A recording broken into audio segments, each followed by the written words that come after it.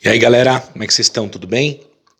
Olha só, vamos lá dar continuidade ao assunto que nós já começamos sobre a ascensão e consolidação dos Estados Unidos como superpotência econômica e política mundial. Então, lembrando que a gente está chamando, inclusive, de hiperpotência.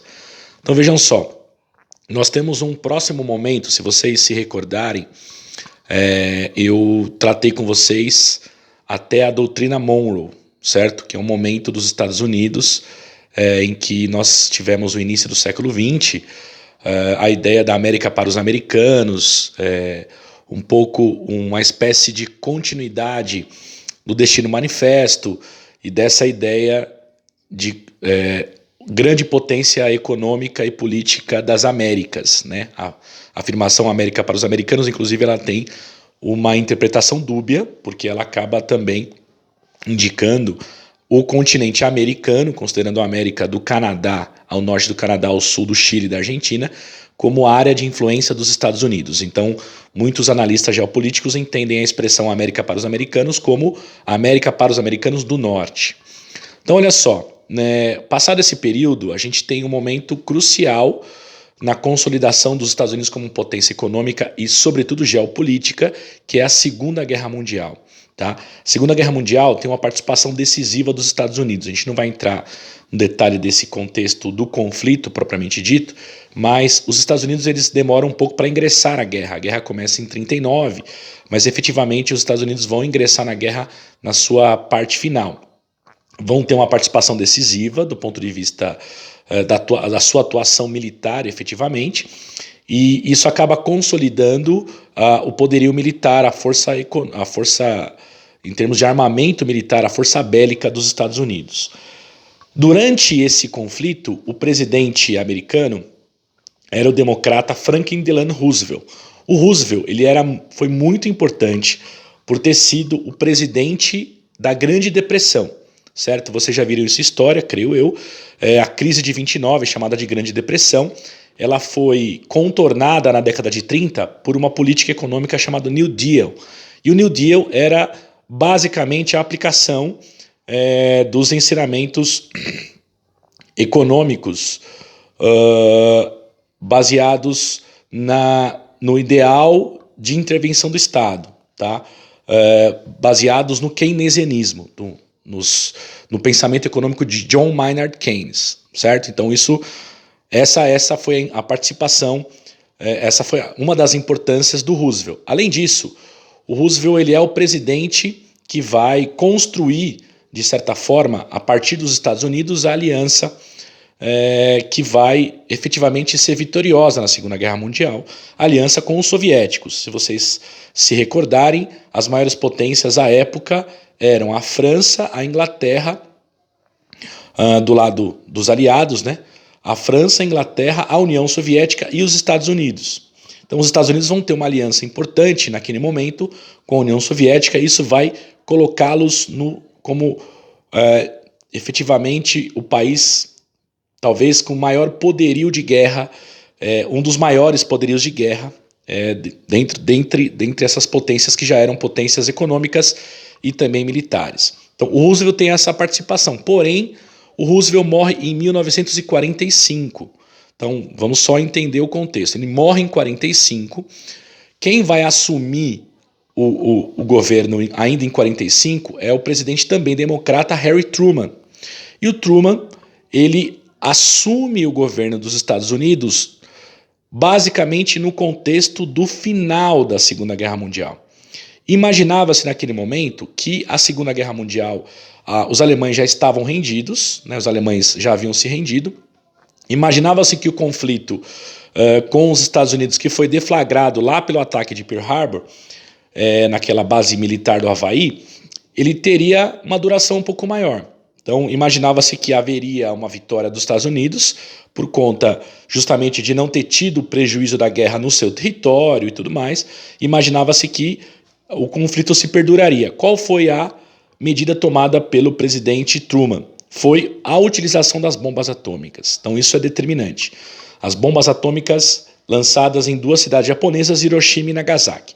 Então olha só, vamos só fechar um pouco do diagnóstico. O Roosevelt morre em 1945, assume o presidente Truman. O Truman, ele já imediatamente consolida os Estados Unidos como a grande potência econômica, a grande potência militar, principalmente pela utilização das bombas atômicas. O Truman vai impor ao Japão uma rendição extremamente... condições para rendição extremamente humilhantes. A gente vai falar sobre o Japão mais para frente. Então, quais foram as condições japonesas? Há uma mudança radical na estrutura política do antigo Império Japonês e vai consolidar principalmente uma condução geopolítica intervencionista por parte do governo dos Estados Unidos e avessa à União Soviética. Esse é um ponto importante. Tá? O Truman vai mudar a condução de uma coexistência pacífica que foi implementada pelo Roosevelt e vai iniciar uma coexistência conflituosa com a União Soviética, dando bases para uma política anticomunista, a criação de um imaginário, de um ideário do comunismo como grande inimigo do capitalismo. Muitos analistas da geopolítica e também da história, do pensamento histórico, entendem o discurso do Truman em 1947, no Congresso americano, como o início da Guerra Fria. Por quê? É nesse momento que o Truman se reporta aos seus cidadãos, aos estadunidenses, trazendo o grande temor, expondo o grande inimigo que seria a União Soviética e que seria o próprio comunismo. Então a gente começa ali o início de uma disputa entre um modelo capitalista e um modelo socialista. Ainda nesse período, a gente está falando de final da Segunda Guerra Mundial, segunda metade da década de 40, nós temos a aprovação do Plano Marshall. Então, olha só que importante o Plano Marshall. O Plano Marshall é um plano de apoio econômico, investimento direto nos países europeus, que foram basicamente destruídos pela guerra. Então a gente está falando de bilhões de dólares que foram injetados pelo governo dos Estados Unidos para tentar reconstruir a Europa. Isso é importante porque isso consolida a força dos Estados Unidos no mundo europeu, no mundo ocidental. Então, quando os Estados Unidos viram a grande potência ocidental, principalmente a partir de várias atuações, começando lá em Bretton Woods, em 44, e aí Plano Marshall em 48, tudo isso vai consolidando os Estados Unidos como potência. Nesse período, o governo era o governo do presidente Harry Truman.